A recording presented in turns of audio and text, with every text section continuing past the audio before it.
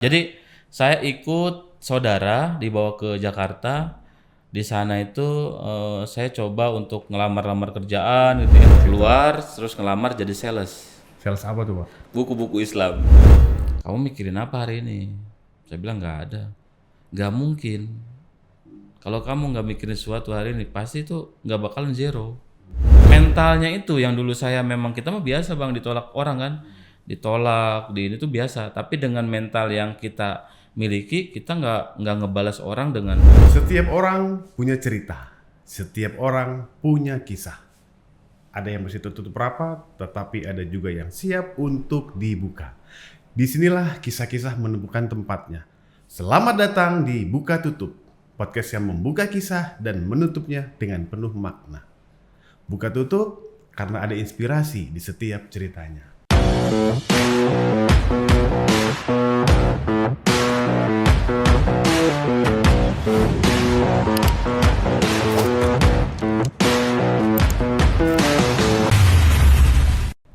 Buat teman-teman Buka Tutup, acara hari ini kita disponsori oleh adainfo.id dan bspgroup.co.id. Hari ini kita kedatangan tamu spesial, ya narasumber jauh-jauh kita impor dari Jawa Barat sana. Beliau ini adalah seorang praktisi dan owner dari beberapa perusahaan, salah satunya adalah dari PT Amanah Techno Digital, kemudian dari PT Satria Halal Indonesia. Kita langsung berkenalan dan kita buka kisahnya bersama dengan Kang Amun. Ya, ini nama panggilan kita. Nama lengkapnya adalah Kang Amun MIKOM CPT. Kita kenalan dan kita siap buka kisahnya bersama Kang Amun. Kang Amun, selamat malam Kang Amun. Selamat malam. Oke, Kang Amun boleh dong ceritain latar belakang, backgroundnya Kang Amun ini seperti apa? Baik. Bismillahirrahmanirrahim. Assalamualaikum warahmatullahi wabarakatuh. Waalaikumsalam. Salam sukses buat teman-teman di seluruh Indonesia. Mungkin perkenalan, nama saya Kang Amun. Sebenarnya nama itu hanya Amun aja. Sempat ditanyakan waktu awal-awal apa artinya Amun. Ya betul. Dan saya bilang Amun adalah saya bilang ke orang tua saya itu adalah doa keselamatan. Jadi setiap nama itu pasti mengandung doa. Lalu alhamdulillah saya diundang pada malam hari ini. Mungkin untuk sharing ya, sifatnya sharing, bagaimana kita bisa menginspirasi atau mungkin hal apa yang bisa kita bagikan ke teman-teman dan juga mungkin anak-anak yang sekarang yang sedang berjuang atau siapapun yang sedang berjuang. Latar belakang saya itu dari keluarga yang biasa aja, ibu petani, bapak juga petani. Dan saya dilahirkan waktu itu 2004 saya pertama merantau ke ke kota itu tidak ada di Google Map. Jadi pertama kali merantau ini 2004. 2004 saya pertama merantau dan setiap saya menjelaskan siapa saya itu masih kebingungan karena apa? Di zaman teknologi saat itu orang biasanya mencari sesuatu itu kan menggunakan internet. Betul. Mungkin anak-anak 2004 itu masih agak-agak sulit juga ya karena kan zaman itu masih Facebook ya. Masih Facebook. Friendster ya zaman dulu ya. Dan saya diawali dengan keluarga yang memang alhamdulillah serba pas ya. Artinya mau sekolah ada gitu ya. Dalam arti kata ada buat jalannya, buat jajannya nggak ada. Jadi pas-pasan gitu ya. Pas-pasan. Tapi ya memang saya mulai dari kelas 3 SD itu sudah mencium aroma uang ternyata. Jadi di kampung dulu. Di kampung. Jadi saya hidup di perbatasan kota Ciamis dengan Majalengka. Nah tapi karena memang itu dekatnya ke Majalengka sehingga kelahiran saya pun dituliskan di Majalengka. Padahal itu masuknya ke Ciamis. Secara teritori Ciamis ya. Dan waktu itu kelas 3 saya masih ingat saya minta uang jajan karena kita tuh jalan dari rumah ke sekolah itu sekitar 5-7 kilo itu. Waktu kecil SD itu. Waktu kecil. Jadi kita itu kalau berangkat sekolah itu selalu jam 5:30 atau jam 5 itu udah siap. Sehingga saya suatu saat pernah ada kejadian kita lagi jalan nih, itu babi lewat. Masih ada babi di Masih. Jawa Barat nih Kang. Masih ada. Nah, itu pernah masuk cerita itu nggak sih yang masuk ke apa lewat-lewat kali begitu? Oh ya, Atau ada juga? jadi saya tuh kalau berangkat sekolah itu berangkatnya pagi, siangnya saya lewatnya sawah. Jadi siangnya tuh saya lewat sawah sehingga saya ngambilin tutut tuh. Kalau di Sunda kan ada namanya Iya, tutut. tutut ya. Nah, itu tutut sawah itu. Kayak sawah gitu Jadi lah ya. kita itu selalu kalau pulang ya melewatnya bukan lewat jalur biasa, tapi jalan sawah gitu. Itu dikumpulin gitu ceritanya. Dikumpulin, diplastikin sehingga pulang ya kadang-kadang kita masak lah gitu ya. Dan saya kelas 3, kelas 4 saya sudah mencoba untuk apa namanya mencari uang sendiri. Nah kebetulan di kampung saya itu ada satu wisata, sebenarnya itu kebun teh kayak puncak lah mungkin kalau di daerah Bogor ya. Itu saya melihat Sabtu Minggu itu suka ada orang yang main lah ke sana. Nah kelas 4 saya berpikir saya minta ke orang tua juga, kadang dikasih kadang enggak gitu ya. Akhirnya saya mencoba untuk ngelobi warung. Saat itu aqua gelas aja juga masih 150 apa 200 gitu harganya. Nah saya hari Sabtu saya ngambil barang dari warung. Terus saya jualan ke ke kebun teh Sekitar itu. pariwisata Ya, sekitar pariwisata itu. Dan saya masih ingat itu waktu itu yang jualan baru saya. Yang anak kecilnya Yang anak kecilnya. Dan memang orang tua nggak ada. Oh nggak ada juga? Nggak ada. Nggak ada yang kepikiran gitu ya? Ya mungkin nggak ada kepikiran atau apapun karena saya waktu itu kalau jualan pasti saya sendiri. Dan saat itu saya mendapatkan keuntungan 5 sampai 15 ribu. Satu hari itu? Satu hari. Jadi Sabtu saya paginya ngambil barang, sorenya saya store kan ke warung kan. Setelah itu lumayan kan. Jadi 2 hari saya bisa dapat 30 ribu. Zaman 2004 tuh. Zaman bukan kalau 2004 itu saya Merantau berarti ya? udah mulai merantau, artinya Jadi udah tahun SMA. 90-an ya? Iya, 90-an. Dan waktu itu saya pingin banget sepatu yang model Jepang tuh. Jadi ada sepatu kalau dipakai itu di samping kanan atau kiri itu ada sletingnya tuh buat naruh uang. Oh, iya yang kecil, yang kecil yang agak tinggi dikit ini. Iya. Sehingga saya kalau dikasih uang pasti disimpan uang di situ. Kayak sepatu warrior gitu kali Ya, ya dulu ya. tapi kan ada Tulisan sletingnya tuh Jepang sama yang belakang. bulat itu ya, iya. Nah, kelas 4 sampai kelas 5 saya akhirnya teman saya itu terinspirasi ikut jualan. Ikut jualan dan saat itu saya bisa dipastikan modal saya untuk berjualan ternyata ada. Siapa target marketnya? Orang pacaran. Oh, gitu. Jadi memang basic dari awal itu sudah ada jiwa dagang Udah sebetulnya. ada jiwa dagang. Iya. Bahkan nggak punya modal, ngambil dulu di Iya, warung. iya. Abang yang jalan-jalan. Saya ngambil gitu ya. Saya coba negosiasi, saya ngambil barang, sorenya kita storein. Kenapa orang yang berpacaran? Karena orang berpacaran waktu itu saya ngelihatnya gengsi. Jadi kalau saya deketin, nah pasti dia beli tuh. Karena kalau nggak beli malu gitu. Padahal Ya. Risih juga kalau ada orang pacaran. Risih juga deketin kan, ya. Udah lah mendingan gue beli biar lu cepat pergi kan gitu kan. Iya. Risih juga. Terus akhirnya saya berlanjut SD, saya berlanjut SMA, SMP ya. SMP tuh waktu itu saya nggak punya biaya, ada SMP terbuka. SMP terbuka. SMP terbuka tuh. Jadi Iya. menggunakan gedungnya itu paginya SD, siangnya baru kita. Oh. Sehingga saya SMP itu sudah ikut menjadi tukang itu ngaduk gitu ya, nyangkul. Siangnya pas sholat zuhur saya mandi langsung berangkat sekolah. Oh, jadi pagi jadi kenek dulu gitu ya. Ya pagi Mungkin jadi bawa-bawa, kenek, kadang jadi ini. ngaduk gitu Akhirnya SMP itu saya alhamdulillah tuh dagangnya terus Sabtu Minggu, terus saya ya bisa dibilang bisa beli lemari, bisa beli saat itu kebutuhan Nah, pribadi. pertanyaannya emang berapa bersaudara Kang? Kok bisa Saya kamu dua terpikir? bersaudara. Anak pertama Kang. Anak kamu? pertama. Jadi punya jiwa Ya, bisnis juga ya waktu itu Betul, ya? betul. Dan SMP itu saya masih ingat saya pingin banget sepatu yang kayak Abri. Kebetulan memang bapak saya itu dia tinggalnya dari Bandung, yang di Bandung itu tempat latihan tentara di Cipatat itu kan infanteri ya. Iya. Jadi saya terngiang-ngiang itu pengen jadi ABRI waktu itu. Atau ada dorongan dari orang tua juga mungkin? Enggak ada. Oh nggak ada juga? Enggak ada, karena ya kalau dulu kan orang tua tuh bilang kalau punya cita-cita jangan tinggi-tinggi kan. Ya takut jatuh. Sehingga kita tuh nggak pernah mimpi kalau dulu kan. Pokoknya kita jalan-jalan aja gitu. Nah saya waktu itu pas lewat rumah tetangga saya itu saya ngeliat sepatu ABRI masih bagus bang. Saya bilang ini sepatu berapa nih harganya? Pantopel gitu yang Iya pantopel itu kan tinggi tuh. Dia bilang emang mau gitu kan? Ya mau. Ya udah gini aja deh, 3 hari aja tuh beresin kebun saya. Sehingga saya karena SMP kan, jadi paginya saya bekerja, Senin, Selasa, Rabu gitu kan.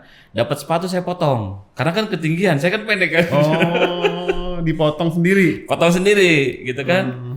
Nah saat itu saya pakai sepatu itu ke sekolah dan saya pakai main bola. Wah nggak cocok bang sebenarnya Kang. Nggak cocok, tapi orang jadi pada takut. Takut ditemprang gitu Takut ya? ditemprang. Iya. Dan saya saat itu merasa bahwa ternyata apa yang kita inginkan selalu ada jalan. Pasti. Ya, SMP berakhir, tahunya saya berpikir lagi, saya pingin sekolah. Nah ternyata SMP itu ada saudara dari ibu yang ngajar di SMP terbuka. Orangnya tegas menurut saya karena kalau misalkan anak bandel dalam arti kata kalau dulu kan ya main lah apalah gitu ya, bukan bandel yang Negatif seperti sekarang lah gitu ya. Pas dia nanya saya punya saudara gitu kan, namanya nih anaknya ini gitu. Saya ngacung kan, wah ternyata saudara saya. Nah akhirnya saya ditawarin karena SMP terbuka di akhir-akhir itu kan harus ikut persamaan. Iya. Gitu kan. Nah sebelum ikut persamaan bulan Juni waktu itu saya masih ingat, saya ke Makassar bang. Sama siapa ke Makassar ini? Jadi paman saya itu jualan boneka di Makassar waktu itu, masih namanya juga Ujung Pandang waktu itu kan. Saya diajak, Mon mau nggak ikut jualan? Padahal masih SMP, akhir sekolah tuh ya? udah mau akhir-akhir sebenarnya. Tapi karena saya di mana nih Ujung Pandang di mana gitu kan? Karena kalau dulu kan masih ada bola dunia tuh, jadi kalau kita belajar ya di sini gitu kan. Oh dekat gitu kan? Iya, akhirnya saya bilang ke ibu kan, saya mau ikut paman. Dan itu pertama kali saya ngerasain ngerantau paling jauh. Karena di kereta kan kalau dulu mah tahu sendiri, kereta tuh umpet-umpetan bisa diinjak sama yang jualan kan. Umpelan dulu mah, zaman dulu mah di kereta udah nggak bisa ya kan. Dari Tasik ke Surabaya, kita kan kebayang gitu tidur di kereta gitu ya. Tapi saya ngerasakan bahwa wah ternyata sampai sana, sampai Ujung Pandang, saya tinggal di Aditondro namanya, itu Lorong Raja Wali. Di situ tuh terkenal banget kalau di Makassar. Tempat apa tuh Pak? Tempat orang berantem. Jadi saat itu saya ngerantau, saya jualan boneka, ada Donald bebek, ada ikan-ikan yang kalau kita pegang terus kita goyangin itu yang dari kayu tuh. Dari kayu ya. Dan memang saat itu Makassar, kenapa Makassar? Karena Makassar tuh dia senang dengan industri tadi tuh. Boneka terus yang uli-uli yang panjang itu. Mainan gitu lah. Mainan itu. Dan di situ saya juga belajar strategi jualan.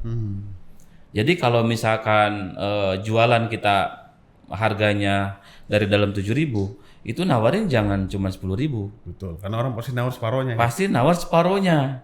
Sehingga saya nawarin berapa? 50.000. Jadi kan pasti dia 25.000. Saya bilang karena gitu. malu kalau nawar di bawah itu. Iya. Dari situ saya belajar.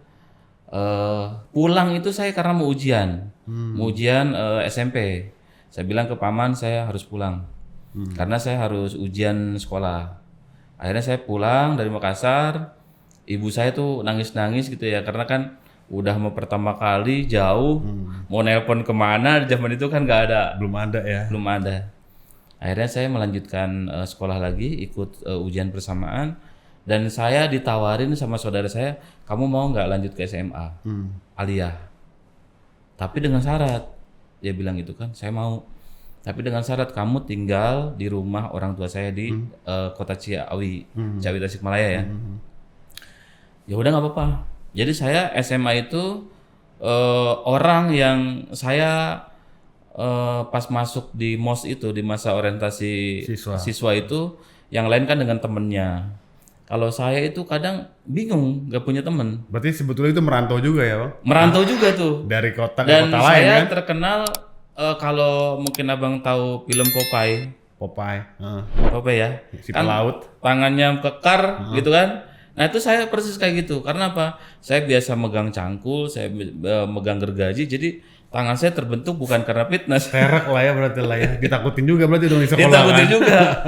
Di Aliyah itu saya masih inget aja. Jadi di Aliyah tuh pas saat MOS itu ditanya gini, siapa yang bisa baca surat Anas?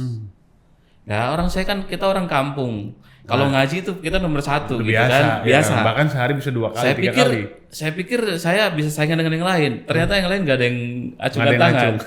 Dari situ zaman itu masih suka gontok-gontokan gitu ya. Anak mana lu gitu pas pulang itu ditanya. Saya bilang saya tinggal di sini gitu kan di Kebun Suuk namanya. Tapi orang nggak pernah ada yang minta uang ke saya.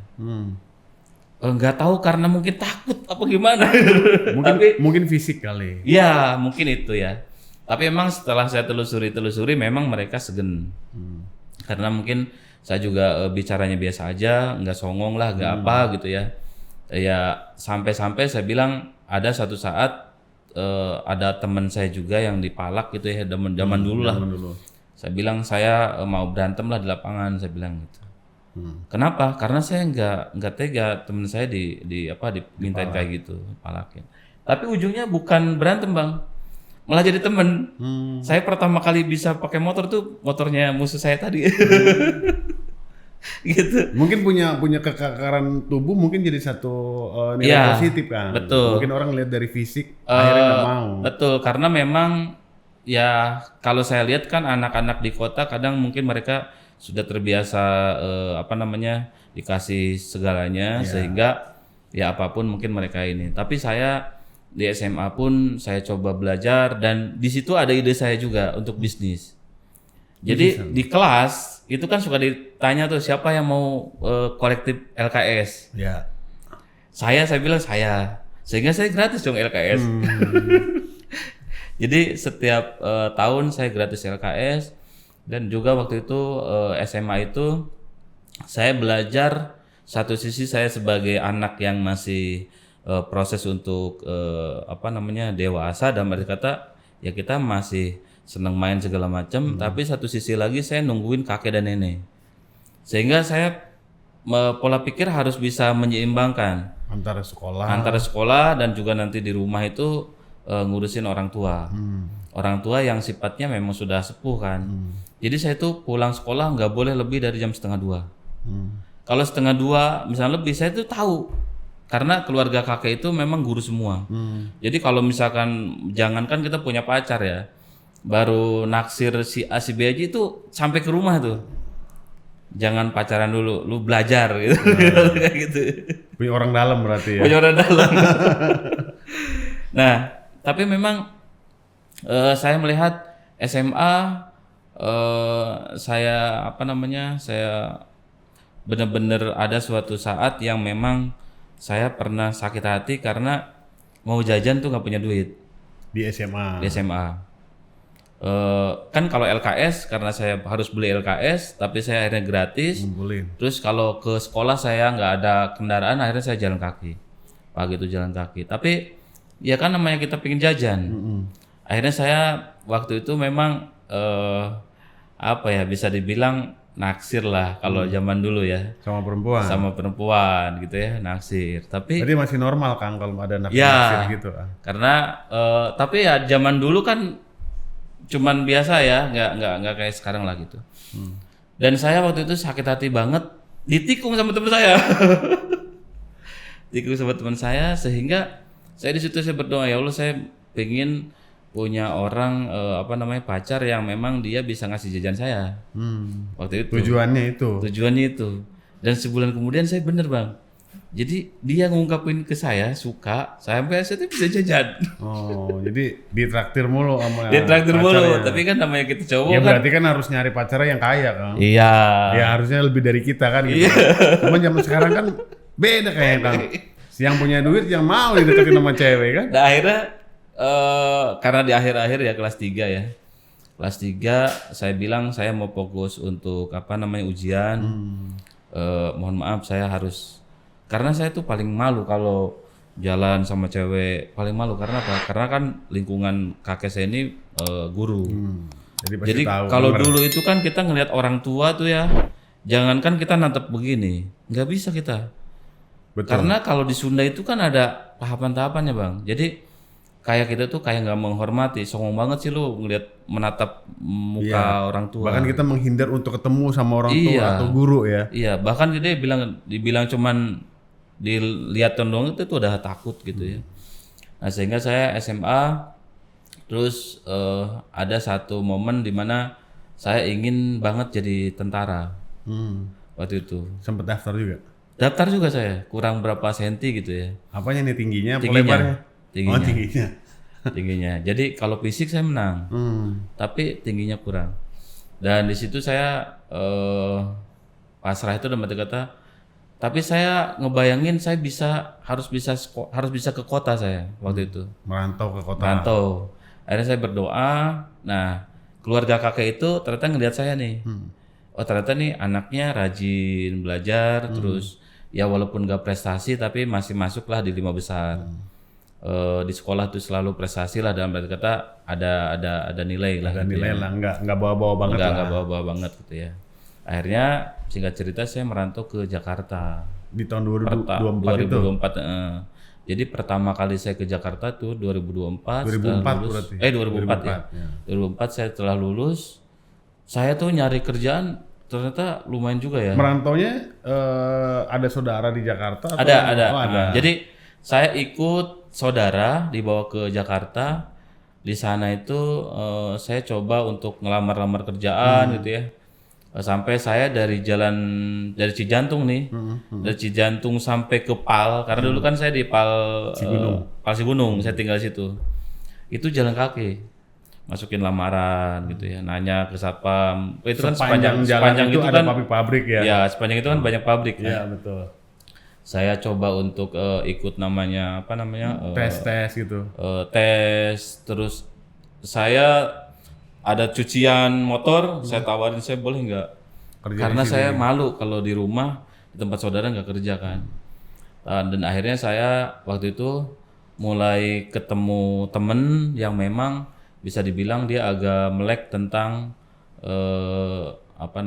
digital waktu itu. 2004, 2005, 2006, tapi saya masuk pertama itu di pabrik. Mewah itu kan. Di Raya Bogor ya? Tapi saya yang di pabrik Citerep. Ya pokoknya itu pabrik 3 atau berapa gitu. Saya 6 bulan bang. Jadi setelah 6 bulan saya dipanggil lagi, diperpanjang. Jadi pernah merasakan pernah ngerasain di pabrik, ya, betul, ya? di pabrik lah. Saya dipanggil lagi, kontrak lagi katanya 6 bulan. Tapi saya tanya waktu itu, Pak, kalau udah 6 bulan, kira-kira saya diperpanjang lagi nggak? Ya belum tahu lah, dia bilang. Akhirnya saya nggak ambil. Ya karena memang masa itu kan sistemnya kontrak ya? Iya. 6 bulan perpanjang. Karena jiwa jualan saya ngerontak ternyata waktu itu. Jadi berangkat pagi, pulang sore, atau pulang sore berangkat sore, gitu ya sip-sipan pabrik lagi ya. Sampai akhirnya saya 2005 jadi marketing, sales. Di Mewah sendiri? Bukan. Kalau di Mewah cuma 6 bulan sebagai pekerja kantor di pabrik. Operator pabrik gitu ya? Dipanggil lagi untuk perpanjang, saya bilang saya kayaknya enggak dah. Saya ambil yang lain aja. Oke, akhirnya saya keluar terus ngelamar jadi sales. Sales apa tuh, Pak? Buku-buku Islam. Makanya ada buku-buku Islam kan. Nah, 2005 itu saya pikir karena di situ kan buka lowongannya itu bukan sales, marketing. Pokoknya buka lowongannya itu admin, terus bagian keuangan. Pokoknya nggak ada bau-bau sales. Si perusahaan itu ya. Nah, perusahaannya di belakang BCA di perumahan Depok Indah gitu ya. Dan agak unik perusahaan ini menurut saya. Tapi perusahaan itu perusahaan percetakan atau distributor? Distributor. Iya, distributor. Okay. Jadi agak uniknya kenapa? Pagi ini kita ceritanya saya ngelamar ke sana, di interview. Besok kamu ikut ke lapangan dengan si A ya, gitu waktu itu. Leadernya lah. Di training. Di training waktu itu. Tapi agak unik juga kantornya menurut saya. Rumah. Di rumah ya, di rumah. Agak uniknya kenapa? Jam 7 kita udah meeting nih, meeting grup. Diajarin sistem. Teriak-teriak nggak Pak? Iya, diteriak-teriak. Soalnya saya juga ngalamin jadi sales Pak. Jangan-jangan mantan juga. Jadi jam sales dulu tuh zaman 2003 kita dulu Iya. itu sales itu penyemangatnya luar biasa. Iya. Pagi-pagi itu tepuk tangan Iya. ya kan. Jangan-jangan dari Cobra lagi.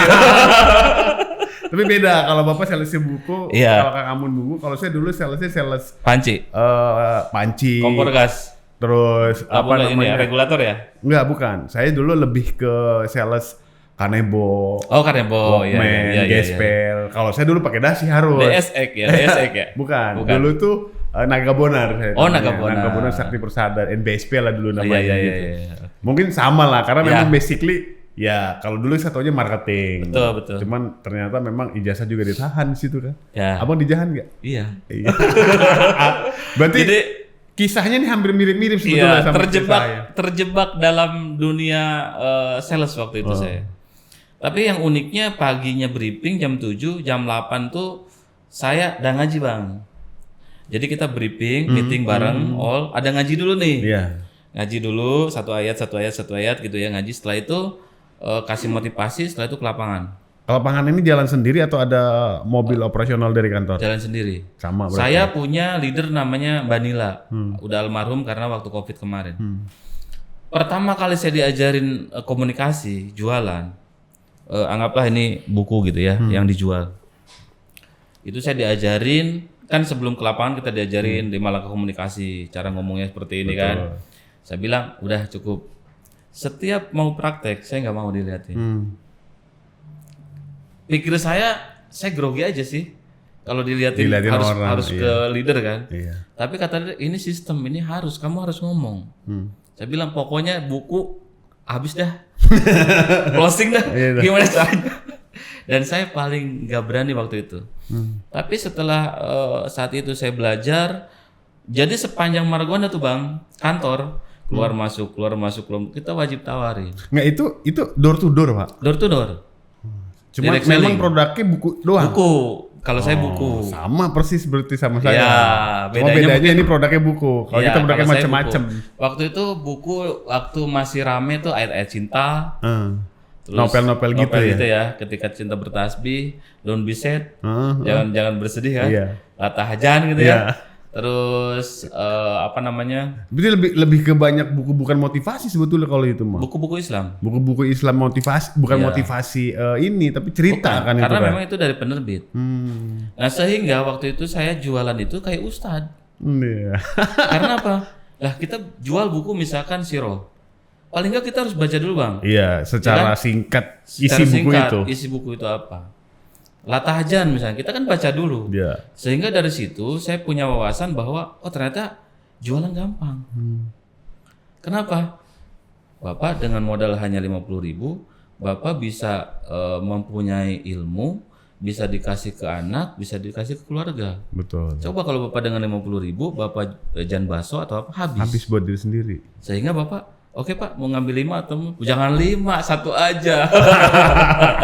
Akhirnya Pak closing gitu ya. Iya. Tapi waktu itu saya memang ngerasain bagaimana sistem direct selling itu harus kita jalanin. Betul. Awal saya jualan tuh termasuk orang yang males. Kenapa?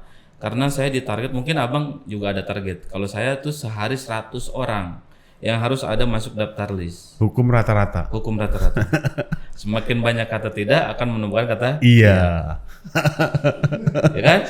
Jadi disitulah saya merasa pembentukan saya tuh. Betul. 2005 sampai dengan 2008. Betah juga, Kang. Iya. Sama kayak saya berarti. Saya dari 2006, dari 2003 sampai 2006. Nah, sampai suatu saat saya ngerasain bahwa orang itu nggak bisa berbuat apa-apa. Jadi saat itu saya menjual satu buku namanya The Power of Giving atau apa. Bukunya tebel, harganya 120.000. Saya tiba-tiba saya ditelepon sama ibu saya dari kampung, butuh uang 150.000. Sehingga untuk menemukan hukum rata-rata, kalau Abang di mana? Kan tadi Ketemu banyak orang Iya, ketemu banyak orang di mana kira-kira? di pasar. Pasar. Kalau saya kantoran, Bang. Saya setiap kementerian saya masukin, keuangan, pajak. Kalau yang banyak duit emang dari dulu keuangan, pajak Di gedung-gedung perkantoran. gedung perkantoran. Sehingga menurut saya hukum rata-rata itu akan cepat tercapai. Jadi waktu itu saya diminta uang karena memang menurut saya waktu itu benar-benar kere. Kita tuh hidup dari komisi penjualan, nggak ada gaji. Tapi memang nggak ada bangun tim, Kang. Ada bangun tim, saya punya tim waktu itu. Tapi kan saya waktu itu Presentasinya masih kecil fokus ke jualan. Karena bagi saya waktu itu adalah orang yang saya ajarin itu jadi beban. Gua harusnya closing bisa 5 atau 10 karena ada lu kan jadinya orang yang ngelihat. Iya. Ada retrend lah bahasanya gitu waktu itu. Nah, sehingga waktu itu satu saat saya diminta uang sama ibu saya 150.000. Saya bilang tunggu ya, sore saya transfer. Saya berangkat ke departemen keuangan, bawa buku yang tadi itu tebel. Dari lantai 23, Bang. Terus saya nawarin. Kan kalau kita Itu nggak ada satpam? ada satpam. Diomelin nggak? Enggak. Oh enggak. Karena kita punya triknya. Karena musuh terbesar kita waktu itu satpam. Karena memang saya selalu bilang, saya mau ke lantai 5, ketemu siapa? Pak Rudi, Pak Edi, Pak siapa aja. Iya, iya. Nanti satpam yang benerin kan? Iya. Oh, lantai 5 bukan Pak Edi, Pak. Adanya Pak Yan. Oh iya, Pak itu. Nah, saya berangkat. Saya udah punya optimisme yang cukup kuat karena saya butuh. Keyakinannya tinggi. Keyakinan saya tinggi dapat uang nih sore nih. Kan satu buku sekian lah gitu ya. Sehingga saya dari lantai 23 saya nawarin, udah 5 orang nggak closing kan kita pasti cuci muka. Ngaca. Down. Apa sih yang orang nggak mau dengan buku kita? Apa mungkin saya kurang senyumnya? Atau mungkin kurang pemahamannya? Memang di awal-awal kan abang juga sama kan. Kita udah closing, dia nanya maksudnya apa? Betul. Karena kan pembeli itu terkadang bukan melihat dari barang yang kita jual kan. Betul. Mungkin dari bagaimana kita cara Kita menyampaikan. Nah, begitu. Nah, saya dari lantai 23, satu lantai saya lalui nggak ada closing. Waktu itu saya masih ingat jam 9, setengah 10 saya masuk gedung. Jam 11 tuh saya bibir kayaknya udah tebel banget itu ya, nawarin. Ngoceh mulu ya. Ngoceh mulu ya, dari meja ke meja. Padahal mah menurut logika kata, lu nggak usah nawarin sono kan udah denger barusan juga. Tapi karena kita tuh manut dengan hukum rata-rata tadi, dan nggak tahu kita tuh di mana ada hukum rata-rata ianya. Mungkin sehingga, di ke orang 50 baru ketemu. iya, sehingga tidak boleh dilewatkan kan. Tapi jam 11, setengah 12 tuh nggak ada closing. Udah mau perut lapar ya kan, nggak ada closing. Jadi muka ini udah susah dikendaliin nih. Ditekuk mulu nih mukanya. Ditekuk mulu nih, karena kok begini ya, kok gue tumben hari ini gitu. Semakin penasaran sama diri.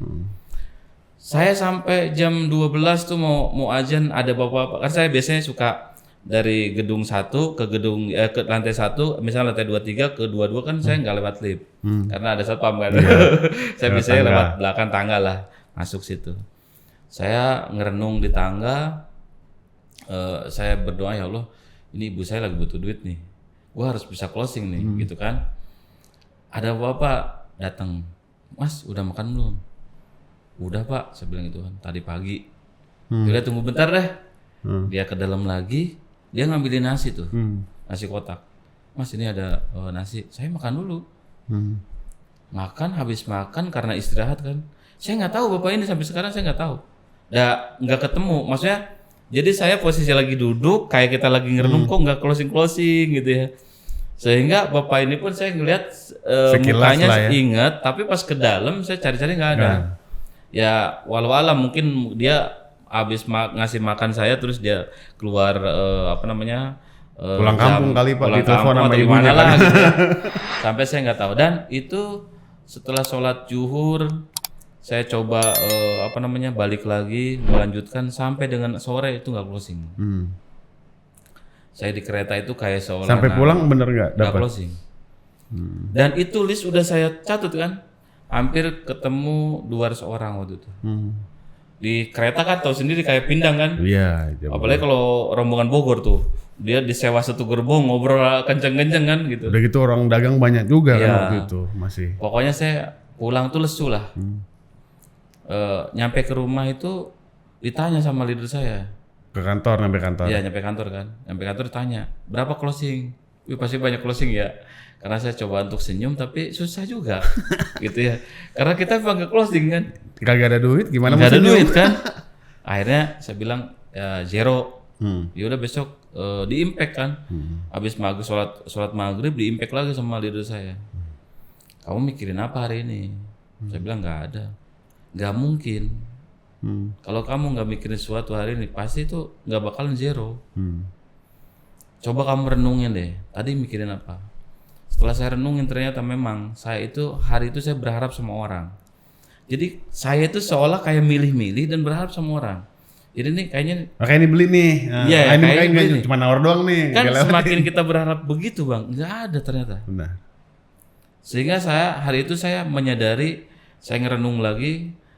Terus besoknya saya berjanji, pokoknya saya nggak boleh nggak boleh meminta sama orang. Dan besoknya saya beneran. Jadi hari besoknya saya ke pajak, ya kan, baru saya dengan belum sampai 5 langkah komunikasi, itu udah bisa closing. Udah saya ngambil satu. Saking senangnya, karena apa?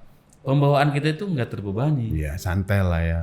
Auranya Santai juga aja, mungkin auranya aura tuh kagak iya. agak mau aum gitu kan. Iya, jadi nggak ada penekanan, nggak ada seolah diteken gitu ya. Padahal, nah dari situlah saya merasa bahwa oh ternyata buku itu sebagai alat aja. Semakin kita ambisius, justru kadang orang tuh ngelihat aura kita kan. Iya. Semakin Jadi kita seolah- butuh, kayaknya orang tuh nggak mau. Makanya dari situ saya belajar ternyata orang semakin diharapin sama kita itu makin nggak ada sebenarnya. Iya, betul. Tapi kalau kita dengan nothing tulus, dengan apa istilahnya, ya kita jelasin aja. Ini Ngalir apa, aja lah ngalir gitu. aja. Itu bahkan ya itu. Dan ciri khas saya emang dari dulu selalu saya mendoakan. Jadi pokoknya kalau orang udah beli buku saya doain keluarganya sehat segala macam, sehingga orang terbranding dengan saya, oh tukang buku yang itu ya, yang kayak Ustadz ya, kayak Agim waktu itu. Iya. Jadi dia bisa repeat lagi ya. Iya bisa, tapi memang waktu itu kolamnya kita nggak tahu, belum bisa bikin kolam yang bisa repeat order lah waktu saat itu. Sehingga besoknya saya menjalankan dengan aktivitas, saya terlalu bablas juga. Jam 10, jam setengah 11 saya udah pulang kantor kan. Wih, ring the gong dong. Ring the bell kalau saya dulu bilang. Iya, Oh, ring the gong. the bell, ring the gong. Pulang itu dilihat bukan closingnya. Mana daftar listnya, kunjungannya? Daftar namanya mana nih yang udah ini berapa Saya orang? waktu itu baru 20. Dikasih lagi barang. Nih barang, lu ke lapangan lagi. Ini hanya pengen santai, Karena udah selesai hari ini, habis dia gitu. bilang ini, hari ini adalah hari kebahagiaan, hari keberuntungan. Ya udah lu ke lapangan aja sampai dengan akhir, Sampai jam habis. sampai jam habis. Dari situ saya memaknai bahwa oh ternyata kalau ada sesuatu nih, kita lagi enak jangan nunggu kan. Betul. Hari ini kan dalam buku Latahjan kan begitu kan. Karena saya baca buku, jual buku. Hari ini hari ini adalah hari terbaik. Maka tersenyumlah ke semua orang yang kita temuin. Karena apa? Besok belum tentu, kemarin sudah terlewati. Jadi hari ini adalah hari keberuntungan kita sebenarnya. Yang paling baik ya hari Yang ini. paling baik adalah hari ini. Kan besok kan baru rencana. Iya, besoknya kita nggak tahu kayak gimana. Iya, makanya itulah saya jadikan sebagai alat closing. Pak, hari ini Bapak punya uang 50.000. Beli buku dari saya, Pak. Kalau misalnya Bapaknya nanti udah nggak ada, bisa jadi kan Bapak duluan yang nggak ada. Atau mungkin saya duluan yang wah jangan dong.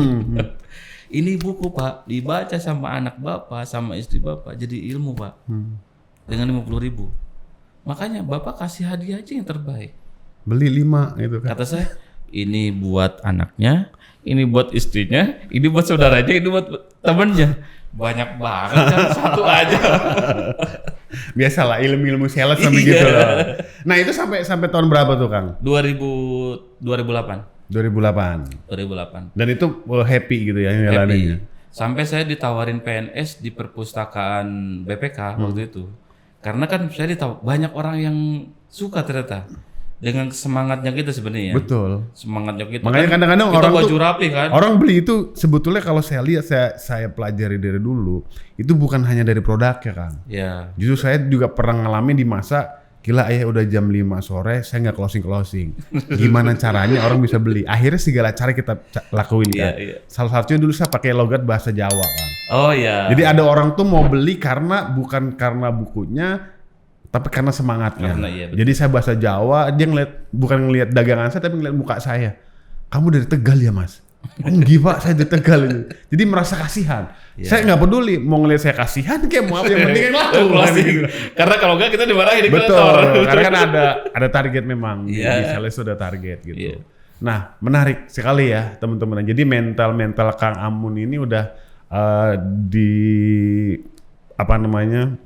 dibedah memang dari kecil ya kan, dari sekolah jalan kaki ya kan, kemudian udah jiwa dagangan juga ada, bahkan di tempat di Jakarta ya jadi sales juga gitu loh, door to door lagi kan, artinya kaki mungkin udah segede pohon tales kali ya kan gitu. Betul. Nah Kang, selanjutnya dari situ Akang lari ke dunia apa nih sampai bisa membangun bisnis ini? 2008 saya menikah, perusahaan saya, jadi waktu itu bukan saya nyerah. Tapi perusahaan saya yang collab karena dia ada manajemen keuangan yang kurang. Dan saya biasanya Sabtu Minggu saya ngerenung di UI itu. Jadi Sabtunya kita tuh ke Gramedia, lihat buku-buku yang udah kebuka. Yang udah kebuka udah kita baca kan, pojokan baca gitu kan. Terus kalau misalnya hari Minggu kita baca buku di UI, ya kita istirahat. Kadang-kadang kalau kita mau nyari uang tambahan kan ke perumahan. Perumahan, silaturahim gitu kan. Mungkin kalau ada cara-cara teman-teman saya, ibu di rumah pakai apa samponya? Oh pakai ini. Oh selamat ya bu, ibu dapat.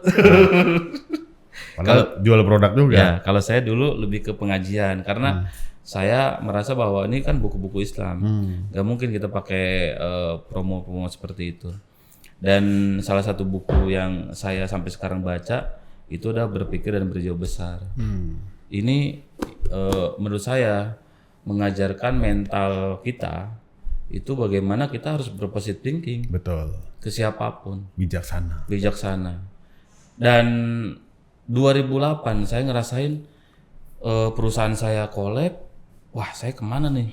Teman-teman saya ada yang punya usaha sendiri karena kita biasa direct selling kan, dari produk gitu ya. Nah waktu itu saya ngelihatnya adalah ke digital. Akang nggak coba belanja di Senen di saat itu saya enggak. Karena dulu saya begitu perusahaan tutup nyari ke Senen. Saya nyari ke Senen sama ke Mangga 2. Bagaimana caranya bisa jual produk itu? Karena nggak ada lagi memang. Betul. Sampai titik habis perusahaan. Iya. Sama berarti kasusnya. Ya, saya 2008, 2009 itu saya lebih ke renungan. Jadi maksudnya gini, saya menggali baca-baca buku. Sampai saya waktu itu, saya masih ingat banget diajarkan sama orang Kementerian Pertanian. Jadi kalau salaman, dia bilang gini, kalau salaman, kamu tuh kalau salaman begini, tatap mukanya. Lah, saya bilang, Pak, saya dari kampung, Pak. Mana mungkin saya kalau jualan natap muka orang kan. Takut tersinggung ya? Takut kesinggung. Tapi saya diajarkan sama dia bilang kalau kita salaman dengan orang tuh harus memberikan semangat. Gitu ya. Ya kan? Harus memberikan semangat, harus dengan mata yang istilahnya bisa menularkan bukan culamitan ya, karena kan ada mata yang culamitan, ada mata juga yang memang semangat. Dan dari situ saya belajar bagaimana bisa komunikasi yang baik. 2009 saya menemukan investor. Jadi yang dulunya klien saya di buku, ternyata dia ngasih modal 5 juta. Waktu itu saya memegang uang 5 juta bang, gemeteran. 2009 ya? 2009. Karena saya selama di buku pun ada order misalnya tafsir. Itu kan kita cuma nerima kasih lagi. Baik. Ini 5 juta orang ngasih modal. Usahanya apa? Waktu itu saya usaha pertama counter pulsa. Oh hampir mirip-mirip ya sama saya. Serius ini kisahnya sama nih sama saya nih. Saya 2006, 2008 saya di Tangerang. Saya buka counter handphone di Tangerang. Iya, kalau saya counter pulsanya. Lalu saya ngesub bikin server. 2010 saya bikin server pulsanya. Kita beli dari Telkomsel, dari XL segala macam sampai saya keliling-keliling lah, ada sales beberapa. 2012 saya buka warnet. Warnet kan 2011-2012 kan masih rame-rame tuh. Yeah. Saya buka warnet sampai ada 20 unit lah. Di Jabodetabek. Di Depok sama di ujung aspal. Berarti itu Jakarta Timur ya jatuhnya ya. Tapi yang saya rasakan satu hal waktu itu. Saya yang paling gak nyaman kalau ada mama datang ke warnet nanyain Nyari anaknya. Saya tuh bertentangan banget dengan hati nurani saya. Saya bilang, gua mau bilang gak ada anaknya sini. Iya. Iya kan? Enggak dibilang gua butuh omset. Sehingga waktu itu 2012, 2011 saya warnet, 2013, 2014 lah. Saya tutup warnetnya. Nggak buka PS juga bang? Nggak. Karena kan itu juga pasti dicariin orang tuanya. Karena saya bukan masalah uangnya ya. Tapi saya tuh ngenes aja sih. Iya. Lebih ke ngenes, ada ibu-ibu, anak saya tuh Kang kalau kesini jangan dibukain pintu. Tapi kata abangnya, bang, gua nggak sekolah ya di sini ya. Sepatunya dimasukin ke dalam. Iya, ya memang secara profit ada. Cuman Tapi hati secara nurani ini nggak betul, bisa. karena mungkin banyak orang-orang Kita nih orang lapangan tuh, kalau saya diajarkan untuk jujur memang. Maksudnya gini, memang kita jualan. Apapun produk yang kita jual kita harus bisa ngejual. Tapi jangan ngebohong. Artinya kalau ngeles dikit nggak apa-apa ya. Ya ngeles dikit, tapi bukan berarti salah ya. Iya. Gitu. Akhirnya saya 2013 ketemu dengan satu temen, dia itu punya hosting. Hosting. Jadi waktu itu kan 2000 masih zaman sebelum OLX itu apa ya? Gitu. Toko bagus. Kita satu umuran kayaknya. Iya. Jadi paham masa lalu. Lebih banyak jualan di situ kan, toko bagus semua. Akhirnya saya terinspirasi sama temen yang jual ambulan. Jual ambulan dan keranda jenazah waktu itu. Nah, saya bilang gini, saya terjun 2013 di online. Bayangin aja bang, kita ini biasa orang direct selling kan biasa ke lapangan. Ketemu orang banyak. Tiba-tiba saya harus belajar yang online. Saya punya warnet nggak pernah dia ada di situ, jarang di situ.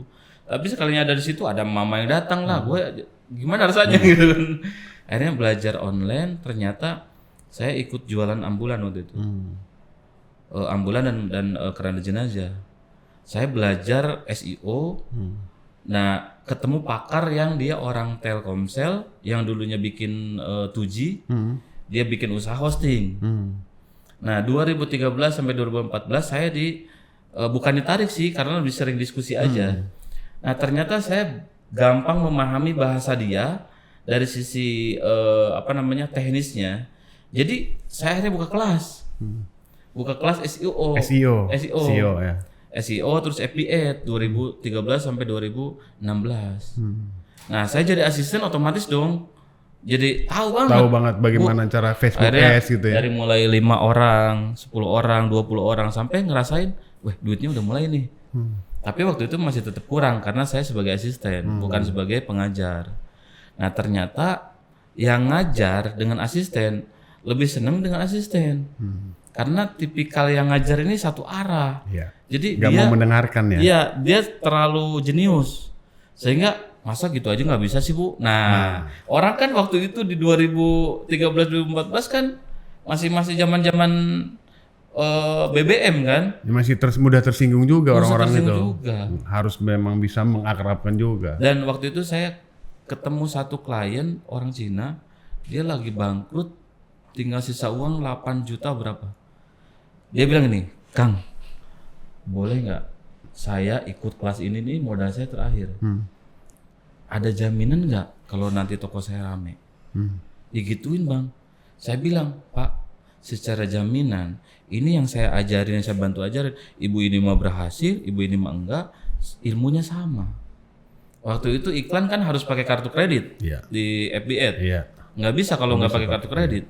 Sehingga ada orang bisa ngejalanin iklan, nggak bisa nyetop. Betul. Jadi datang ke kita kadang ada yang, saya udah loss 30 juta, 40 juta dari iklan. Jadi iklannya jalan terus.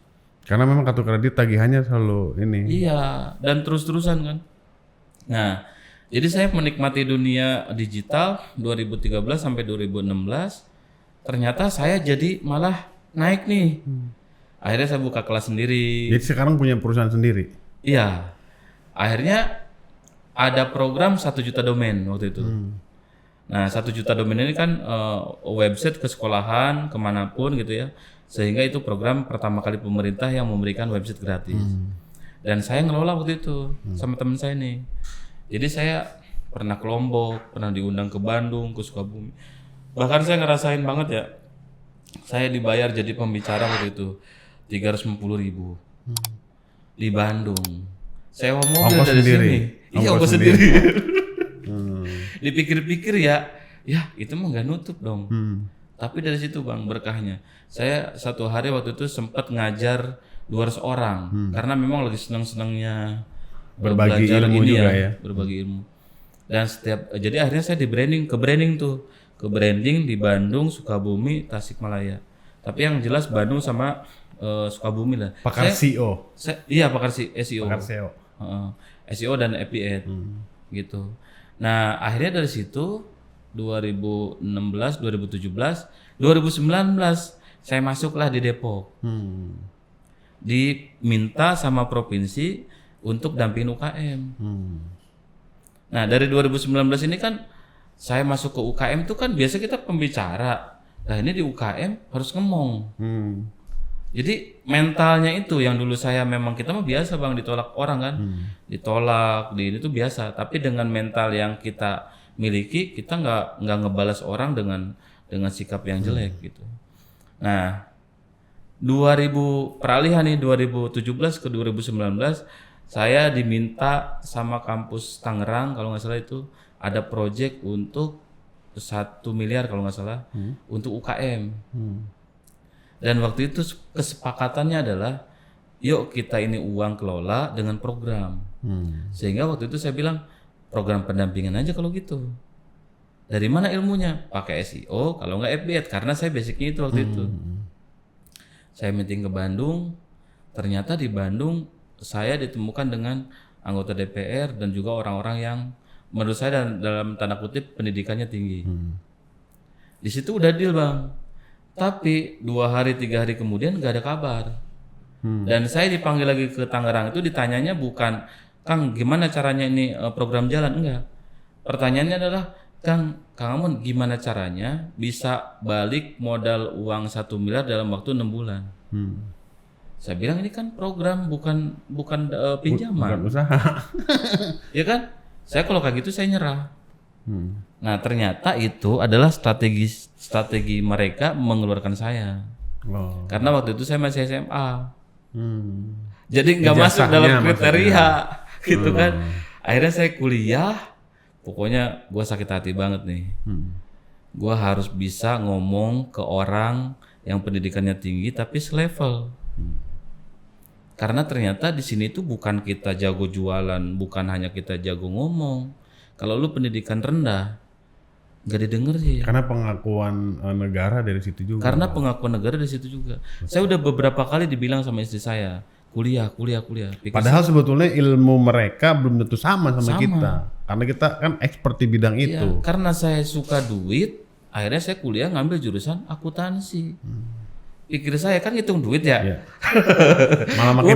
Malah makin puyeng. Nah, apa-apaan ini ngitungin duit orang gitu kan, duitnya kagak ada. Saya udah semester 5 nggak kelar tuh.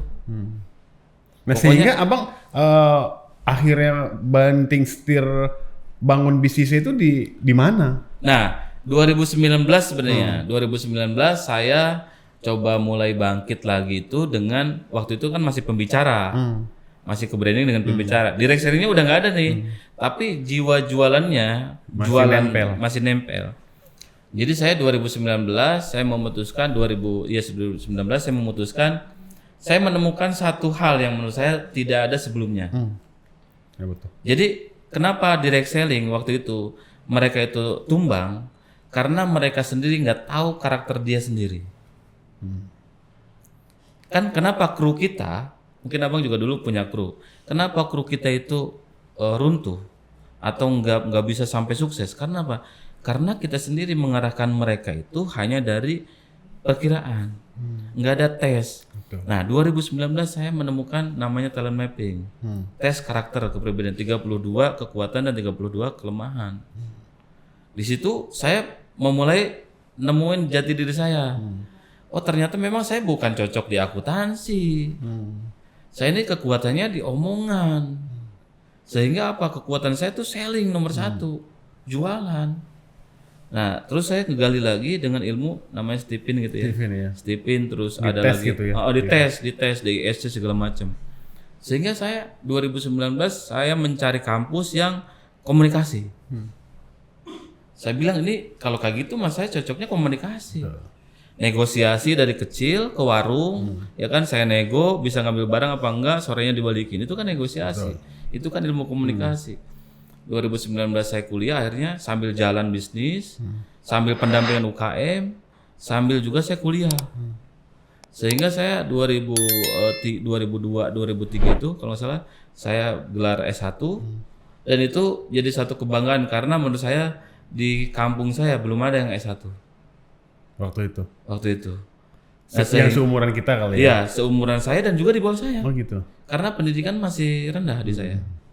Nah sehingga dari situ jadi inspirasi tuh di kampung. Oh ternyata dia bisa, minimal SMP, minimal SMA. Iya. Terus ada yang kuliah.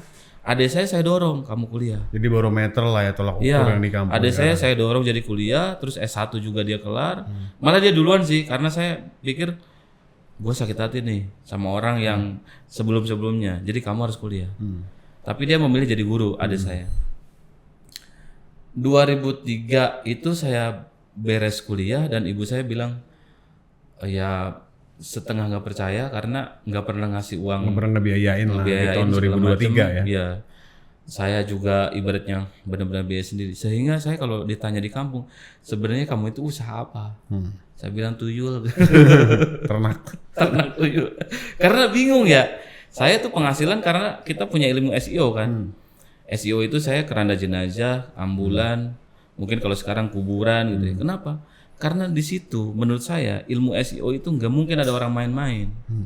Emang abang kalau nanyain kuburan emang main-main? Iya. Karena memang orang tuh serius ke sana, mau beli gitu loh. Beli kain kapan emang orang mau main-main. Beda dengan produk yang lain maksudnya. Iya, betul. Sehingga saya meriset itu ini satu kepastian nih. Jadi presentasenya ketika orang nanyain keranda, 90% dia mau beli. Jadi saya akhirnya di mobil ambulan, keranda jenazah sampai kuburan. Kenapa? Dari mulai orang sakitan, ya kalau meninggal dikuburin. Jadi pasti lah ya, itu udah pasti. Tapi itu ilmu saya amalin, itu menjadi satu sumber yang selalu mengalir terus. Tapi saya koridor dalam satu sisi komunikasi, marketing. Jadi saya terus aja marketing. Jadi dari situ tuh dapat profit. Nah sekarang di PT Amanah Tekno Digital sendiri sama dengan Satria Halal ini memang udah berapa lama nih Kang? Nah setelah S1 saya bilang gini, ada dosen saya yang sampai saat ini menurut saya inspirasi ya. Saya tanya gini, apa sih bedanya S1, S2 sama S3? Dia ngebahas ke saya, nerangin ke saya itu dengan simpel banget. Saya bilang, saya mah berarti dari mulai kita direct selling itu udah bisa itu. Kenapa? Cuman fenomena diceritakan ibaratnya gitu kan, dengan ada landasan, ya kan? Terus diuji, benar nggak kamu ngelakuin? Bisa lulus S1. Menurut saya. Akhirnya ada penawaran 2023 akhir buka jurusan komunikasi S2 di kampus saya. Saya bilang saya daftar. Tapi saya lobby juga karena apa? Ya namanya orang komunikasi. Udah punya ilmu negosiasi juga. Iya. Akhirnya saya alhamdulillah 2024 lulus S2 komunikasi. Dan saya bilang saya harus insya Allah harus bisa dengan sampai S3. Kenapa? Kalau kita sudah pendidikan tinggi, terus kita juga punya attitude yang bagus, kita bisa ngobrol dengan orang-orang yang memang jauh lebih istilahnya tuh selevel gitulah ya. Selevel. Ada target nggak Bang? Kang, target untuk perusahaan Akang sendiri nih buat kedepannya? Oke. Akhirnya saya dari beberapa pengalaman ternyata saya fokus di marketing. Sehingga saya sekarang itu target 2026 itu saya menambah karyawan sekitar 200 orang. Karena saya di salah satu perusahaan saya itu yang halal, kita mendukung program pemerintah tentang sertifikat halal ya. Karena kan makanan minuman itu wajib bersertifikat halal. Nah, jadi saya membuka lowongan untuk teman-teman yang memang mau di bidang entry-nya. Karena saya membuat satu sistem, ada yang di lapangan, ada yang juga di bagian entry. Jadi target saya ternyata satu hal yang saya rasakan, kenapa saya bisa sampai S2. Mungkin nanti saya tuh udah kebayang S3 itu udah kebayang sebenarnya. Cuma satu hal yang saya masih belum yakini adalah bahasa. Bahasa Inggris. Karena memang di S3 memang S3 harus. itu memang harus. Betul. Jadi bahasa Inggris itu itu menjadi satu kewajiban. Dan saya melihat ternyata dengan Allah memberikan saya dari awal perjuangan sampai sekarang itu semakin banyak terlihat peluang dan uang itu ada. Uang itu gampang banget. Jadi peluang uang itu sebenarnya banyak. Tinggal bagaimana kita. Hanya kitanya kadang ada peluang, kitanya belum siap. Makanya saya bilang, saya nanti ada proyek yang bisa lebih besar lagi, mungkin passwordnya S3. Betul. Makanya harus siapin. Ya mungkin Allah itu juga belum ngasih kita karena kitanya belum siap. Iya, betul. Kolamnya belum ada. Betul. Dan memang saya pernah sampai sekarang saya ngedoain orangnya ya. Saya pernah diludahin, Bang. Jadi saya di Pal itu kan ada jembatan ya, Pasar Pal kan ada jembatannya tuh. Saya turun dari angkot, tiba-tiba orang ngeludah ke muka saya. Abang kenal? Akang kenal? Iya, kena ke muka saya. Dan waktu itu memang saya di kampung tuh keluarga saya memang bukan orang temperamen, bukan orang yang suka marah. Tapi saya tuh bertanya gini, ya Allah, kenapa muka gua sih yang menjadi sasarannya? Tapi memang di situ saya nggak marah, nggak apapun. Tapi saya bilang mungkin dia turun terus nggak sengaja. Tapi orang itu nggak ngomong nggak apa. Sampai saat ini ya kalau saya belajar dari produk saya yang buku-buku Islam itu tidak ada sesuatu yang memang menimpa kita ya emang udah dituliskan semuanya. Jadi antara kerja keras, akidah itu memang harus benar. Saya harus ikhlas nawarkan 200 orang gitu kan, tiba-tiba orang itu nggak mau beli karena apa? Karena lu berharap bukan sama gua ibaratnya. Sama orang. Karena kan kita kadang ngelihat orang itu dari penampilannya. Betul. Dari hanya mungkin gaya bahasanya aja, padahal ya hatinya kita nggak tahu. Iya, kadang kita memang nggak tahu. Justru orang yang punya uang terkadang justru penampilannya biasa-biasa aja. Biasa-biasa aja. Dan memang begitu. Betul. Justru orang yang tampilannya bagus, necis ya kan, sebetulnya butuh pengakuan kalau dia orang kaya gitu loh. Padahal nggak punya gitu kan. Luar biasa sekali. Nah, ada mungkin Kang Amun buat kesan-pesan teman-teman ya di Buka Tutup mungkin yang bisa jadi inspirasi buat Kang Amun dalam perjuangan ini. Mungkin satu hal bagi teman-teman yang merintis usaha atau bisnis ya. Pertama saya titipkan itu adalah attitude ya. Jadi yang saya rasakan selama ini, kita kalau baik sama orang, itu orang akan baik kepada kita. Jadi kalau dalam agama kan Al-Quran itu mengajarkan kalau kita menebar kebaikan kepada diri kita. Ya kita kejahatan itu kan diri kita. Kapanpun, mungkin gak hari ini, mungkin besok, mungkin berikutnya. Dan saya punya konsumen yang seperti saudara itu dari buku, karena saya memang ya nothing tulus. Terus yang kedua adalah jangan pernah mengeluarkan bahasa-bahasa yang itu menjadi pupuk buat tubuh kita. Ada buku kan kalau nggak salah bukunya setengah isi setengah kosong di situ. Di situ dijelaskan bahwa kalau kebanyakan dalam tubuh kita ini kan separohnya kan adalah kan air. Sehingga kan ada beberapa penelitian kan kalau air selalu diomongin yang kasar-kasar gitu kan, atau misalnya daging diomongin yang kasar, itu kan juga menjadi buruk, menjadi cepat basi atau apapun. Makanya ke dalam diri kita itu harus selalu menanamkan nilai-nilai positif.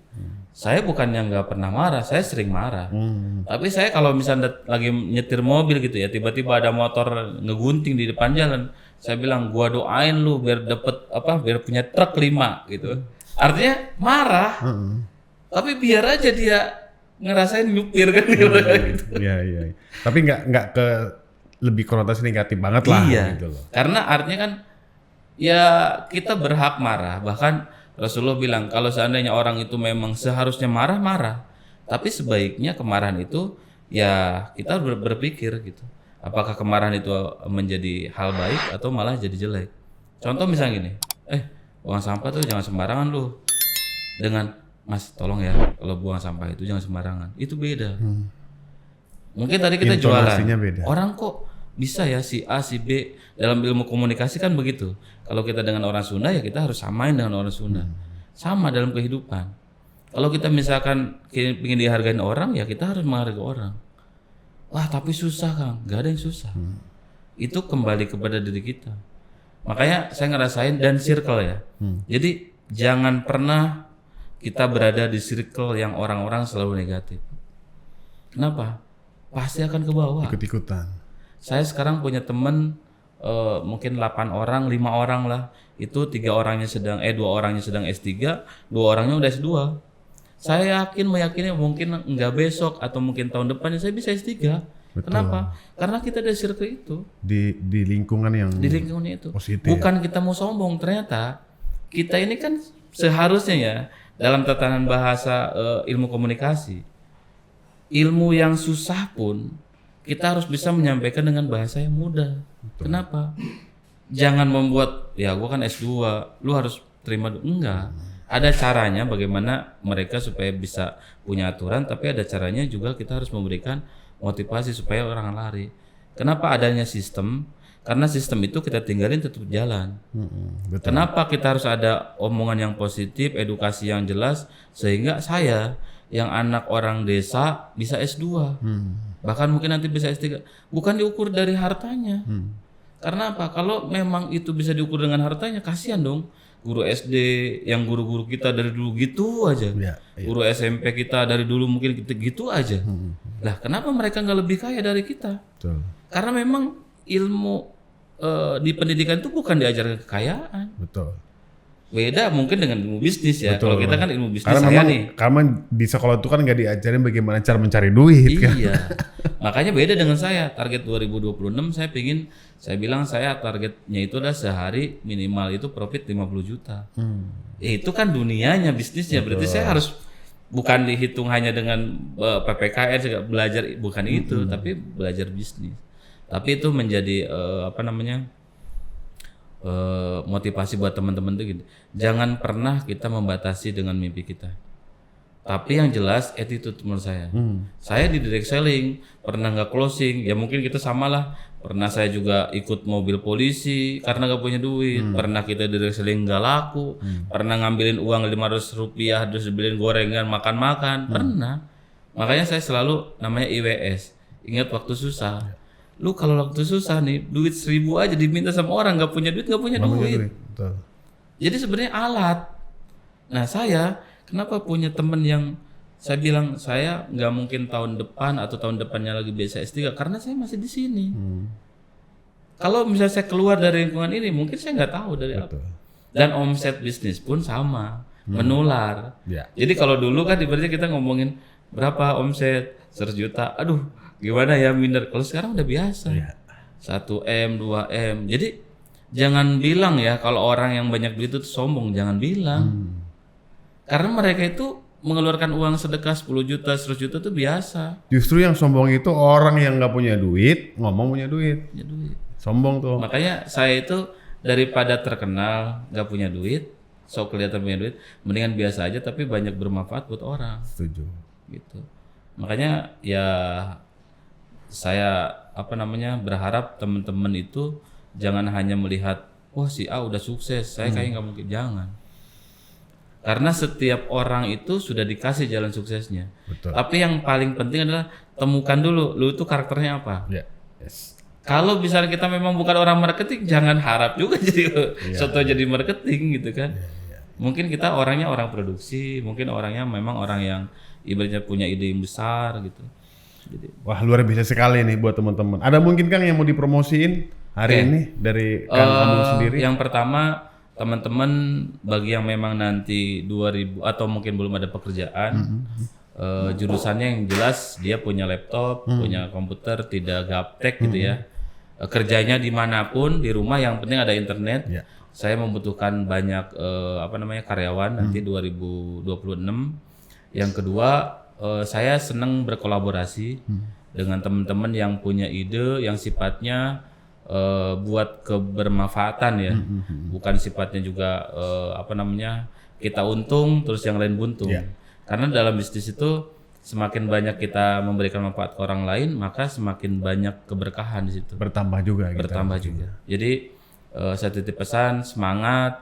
Kalau bisa, pendidikan itu penting. Pendidikan itu wajib. Kalaupun tidak ada uang, bisa kok.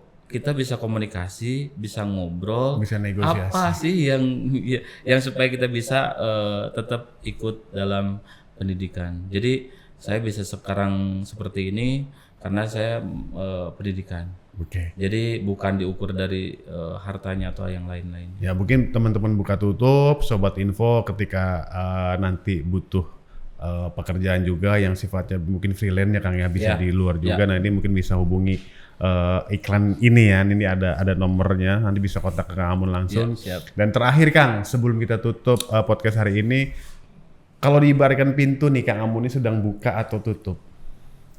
Sedang buka. Kenapa Kang? Karena bagi saya sampai akhir hayat itu kita harus bermanfaat buat orang lain. Yang kedua, kalau kita mau hidup berkah, hormati orang tua. Karena itu adalah kunci segala keberkahan hidup kita. Jangan pernah gengsi punya orang tua petani, punya orang tua mungkin di kampung. Bahkan jangan pernah ketemu orang tua tuh hanya setahun sekali. Karena apa? Ada satu kisah bahwa satu kelas anak itu, seluruh anak disuruh bawa tanah. Ternyata dia ada satu anak membawa tanah dan dibilang ini tanah surga. Kenapa? Kok kamu bilang ini tanah surga? Karena ini adalah tanah yang tadi pagi diinjak sama ibu saya. Artinya apa? Semua kita akan kembali. Makanya usaha saya salah satu adalah keranda jenazah, mobil ambulan, kuburan. Sebenarnya itu selalu mengingatkan. Karena bisa jadi ya hari ini kita harus enjoy. Hari ini kita harus berbuat baik karena besok belum tentu. Tapi legacy apa yang nanti kita akan tinggalkan? Ya mungkin kebaikan. Oh Kang Amun yang sering kalau ketemu sering ngedoain. Oh Kang Amun kalau misalnya ketemu sering memberikan inspirasi. Oh Kang Amun mungkin yang. Jadi kita ini harus meninggalkan jejak yang baik. Sehingga seperti para sahabat kalau di Muslim gitu ya. Ada yang sampai sekarang itu pahanya mengalir terus. Ada yang kita ajarin mungkin baca Al-Quran sampai sekarang diamalkan terus. Karena itulah sebenarnya sebaik-baiknya amal yang akan kita terima di akhir tanpa harus meminta ke orang itu. Jadi kita walaupun hanya belajar Abatasa atau mungkin baca Al-Fatihah, itu yakin aja. Gak perlu kita minta, itu pasti akan ke kita asal ikhlas. Jualan juga sama. Kalau kita nggak ikhlas, kalau kita hanya memanfaatkan keuntungan sendiri, ya itu akan mungkin tidak akan lama. Kenapa? Sesuatu hal yang membuat orang lain sakit, ya berarti kita akan menerima mudarat dari itu. Ya, apa yang kita perbuat pasti akan balik ke kita. Iya, apa yang kita perbuat akan kembali dalam kita. Jadi ya semoga itu bermanfaat dan sama-sama di zaman sekarang ini zamannya digital, zamannya apapun yang serba canggih, tapi jangan sampai mental kita, semangat kita itu hanya seperti digital. Jadi dia pinter dalam segala hal, tapi akhlaknya tuh downgrade banget. Pokoknya selama kita menjadi manusia, ya kita harus punya akhlak yang membedakan kita dengan orang lain. Oke, terima kasih Kang Amun, luar biasa sekali. Ya buat teman-teman buka tutup, hari ini kita panjang lebar membahas kisah Kang Amun yang ceritanya mungkin sama seperti teman-teman. Tapi ini perlu kita tayangkan, kenapa? Karena mungkin banyak orang yang sama seperti Kang Amun, yang masa lalunya juga kurang indah ya kan, tapi berkat kegigihan Kang Amun ya kan, ilmu komunikasi Kang Amun, dan bahkan Kang Amun berusaha untuk selalu melakukan pendidikan yang lebih tinggi, dan itu adalah pesan-pesan sangat luar biasa buat kita semua. Ini Bang, mohon maaf saya akan memberikan dua buku ini ya. Kiat Sukses Bergaul, dan juga ada habit ternyata memang orang-orang sukses itu punya kebiasaan Ya. yang memang berbeda dengan yang lain. Semoga mungkin ini bukunya bermanfaat. Saya silakan. Terima kasih Kang. Oke, jadi ini nanti buat teman-teman buka tutup ya. Ya, silakan. Oke, jadi nanti buat teman-teman buka tutup nih silakan komentar ya kan yang positif ya. Nanti Kang Amun juga doakan. Jadi buat teman-teman yang di YouTube atau mungkin di Instagram, media sosial kita nanti ini ada 2 buku dari Kang Amun gratis ya kan. Nanti kita kasih ke teman-teman, kita kasih free ongkos kirimnya. Terima kasih Kang Amun atas inspirasi kita hari ini. Buat teman-teman di luar sana tetap semangat, tetap waras ya dengan ketidakpastian dunia usaha ini ya kan. Sampai ketemu di episode selanjutnya. Saya Bang Jen pamit undur diri. Buka tutup, ada inspirasi di setiap ceritanya.